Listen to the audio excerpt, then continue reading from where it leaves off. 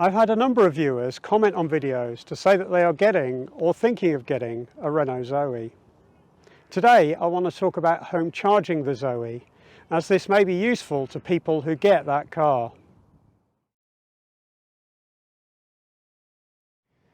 When I first got my Renault ZOE, I didn't have a level 2 charge point at home, as this was my first EV. So I charged it using a portable EVSE that my friend Tony had given me. That was okay, except for a small limitation of the Renault ZOE itself, which I had to work around. As you may know, it is slightly better for the longevity of a car with NMC cells to avoid having it sit at 100% state of charge for prolonged periods. And the Renault ZOE uses NMC cells, so that is something that I wanted to achieve. I've already done an in-depth video on why that is beneficial, so I'm not going to go into the details of that today. If you want to know more about the reasoning behind that desire, then have a watch of the video entitled "Why Charge to Only 80%. I'll put a link to that on the end screen of this video, as well as in the description in case that's easier for you. Being able to set a maximum daily charge limit in a car with NMC cells is extremely common in EVs. Yet it's not something that the ZOE has ever offered. That's a bit of a pain, as it means you can't automatically avoid top charging the car on a daily basis. You can achieve a similar thing using charging schedules, either in the car or on a charge point that supports it, but it needs 3 bits of mental agility to calculate the appropriate schedule. First, you need to work out the percentage of charge you want to add by subtracting the current state of charge from the desired one. Then you need to calculate how long adding that much charge will take. And finally, you need to calculate the appropriate end time for your schedule based upon the start time that you set. At the end of a long day, when you're a bit tired, that's all a bit of a faff. Therefore, when considering what charge point to have installed at home, I decided to look for a better solution in the form of a charge point that was able to do the limiting of state of charge for me.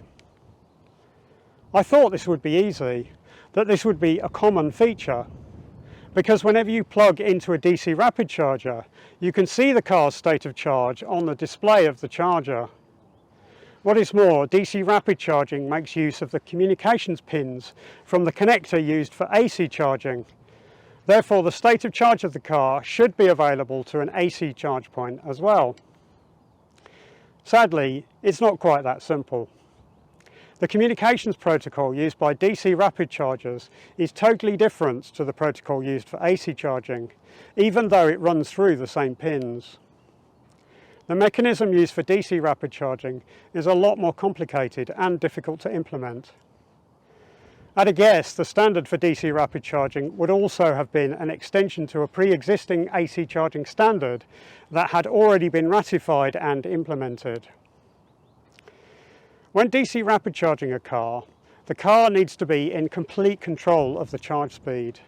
It needs to be able to tell the charger exactly what voltage and current to supply at any moment. So the communications protocol needs to allow data to flow from the car to the charger.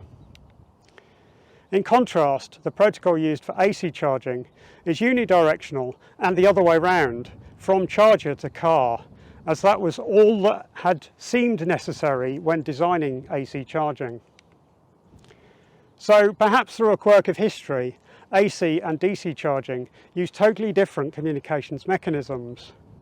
And this leaves us in a situation whereby no AC charge point can determine the state of charge from the car to which its cable is attached. So what to do? Was I doomed to do all of the maths all of the time, or just forget it and charge my ZOE to 100%? Well, some smart engineer thought outside of the box and found an innovative solution. You see, almost all EVs offer an app for your mobile phone, and it's very common for the app to be able to get the state of charge of the car to display on the screen. Therefore, if the charger could query the car via the API that the app uses, it could get the state of charge via that route. And that's exactly what one charge point does. Let me introduce you to the Ohme Home Pro. The Ohme Home Pro is a tethered charge point with an inbuilt 3G, 4G modem, allowing it to connect to the mobile network to access the internet and enhance its capabilities. And tethered just means that the charging cable is permanently attached so nobody can detach it and take it away. During the setup of the Home Pro on the accompanying mobile app, you enter what make and model of car you own, along with the username and password you use to authenticate to your car in its mobile app. The charge point can then log into the car pretending to be the app and obtain the state of charge when it wants to. This allows you to tell the charge point what percentage you want the car charged to, and it can deal with it all itself. As far as I know, the Ohme Home Pro is the only charge point that is capable of doing this, but do it can. And that makes it a great choice for new EV drivers who buy a Renault ZOE and need to have a charge point installed for it. To be clear, you don't have to use an Ohme Home Pro to charge the Renault ZOE. Any charge point with the correct connector can do the job, and that means pretty much any charge point. The Renault ZOE uses Type 2 here in Europe and in the UK, and pretty much all charge points use Type 2 now, anything that's not designed for a Nissan Leaf or a very old EV. But the Ohme makes it as easy as it can be if you care about not charging to 100%. Note that this solution ties the charge point and the car together somewhat, so it might not work as well for a family with multiple cars, or people who change their car regularly. Those are not situations I find myself in, so I haven't checked to see if that's something that it can cater for. It might allow multiple car profiles and switching between them, for example, but if it does, I haven't seen evidence of that. Let me do a quick usage demo for you.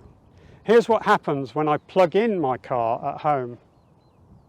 I first approve the plug-in to prove it's me. That is an optional feature that I've enabled for peace of mind, although it's probably unnecessary. For regular use, I have a charge schedule set up that charges it to a sensible daily limit. But I can customize the next charge at the click of a button, allowing me to change the target charge level or the time I need it to be ready, and even set preconditioning if I want to. The charge point knows about the electricity tariff I'm using, in my case, Octopus Intelligent Go. So it is capable of scheduling the charge when it is the cheapest for me and also the greenest. In other words, when the least CO2 will be emitted as a result of charging, as long as it hits the end time, the time I need the car to be ready. Now, for completeness, I should say that there is one feature that the Ohme Home Pro doesn't offer, and that's solar integration. It is not possible to have the charge speed controlled so that you use only the amount of solar available from your own panels if you have them. If you need that, then you might be better off with something like a MyEnergy Zappi. However, the Zappi doesn't do API integration, so you can only limit the charge level through the car or through scheduling. And for the ZOE, that means all the maths I wanted to avoid. And a final word of warning. I think I will get charged for the mobile data connection that the charge point uses to connect to the internet after 3 years. You should allow for that as part of your budgeting when considering this charge point. And remember that you will also need connected services enabled on the car, and that may also have an additional cost. Although at the moment in the UK, it appears that Renault aren't able to take that money, and so you can get an extension for free by contacting Renault in the UK.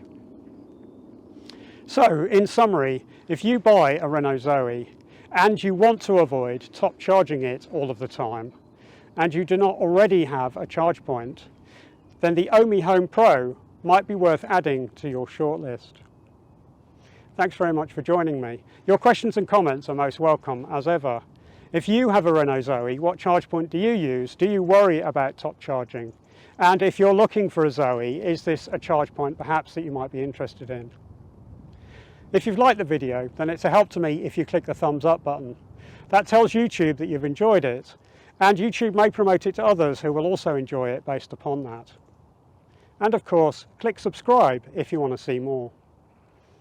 Thanks.